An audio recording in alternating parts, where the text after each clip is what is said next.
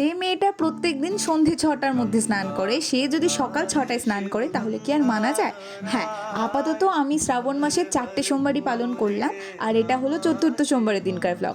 সকালবেলা স্নান সেরে চলে গেছিলাম মন্দিরে, আর যাওয়ার পরই আমার মা আর কাকিমা মিলে জোরদার গল্প লাগিয়ে দিয়েছিল। একদিকে মা আর কাকিমা মিলে গল্প করছে, আর একদিকে আমি ভিডিও করে মরছিলাম। যাই হোক, এরপরে আমাদের লাইন চলে আসে অ্যান্ড দেন পুজো দিয়ে দিই, আর তারপরে চলে গেছিলাম মাসির বাড়িতে। কারণ বললাম আমার বাড়িতে অর্ধেকজনই অসুস্থ, তার মধ্যে আমার মাসি অন্যতম, একদমই উঠতে পারছে না। যাই হোক, তাই জন্যই গেছিলাম প্রসাদ দিতে, তারপরে বাড়ি চলে এসেছিলাম। আর বাড়ি আসার পথে দেখো কী অবস্থা। মাঝে মধ্যে আমি রিয়েলাইজ করি যে সত্যিই আমাদের কাটোয়াবাসীরা, মানে আমরা একটা সুযোগও ছাড়ি না সেলিব্রেট করার জন্যে। মানে কোনো অনুষ্ঠান এলে সেটা আমাদের পালন করতেই হবে। এবার আমি ক্লিয়ার করে দিই এত ভিড় কেন। সো যেই সোমবারকার ব্লগ ছাড়ছি, মানে চতুর্থ সোমবার, এই সোমবারে বেশিরভাগ ভক্তরাই কাটোয়ার গঙ্গায় স্নান করে ডাইরেক্ট এখান দিয়ে জল নিয়ে যায় বর্ধমানেশ্বরের বাবার মাথায় জল ঢালতে।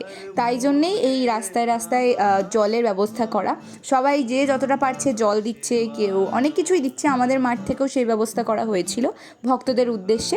যাই হোক, দেখতেই পাচ্ছ গোটা রাস্তা ভর্তি, মানে যেদিকে তাকাচ্ছি বায়ে ডায়ে সেই দিকেই জলের জন্য ক্যাম্প বসানো হয়েছিল। আর এখানে তো আমাদের অনুষ্ঠান লেগে গেছিলো।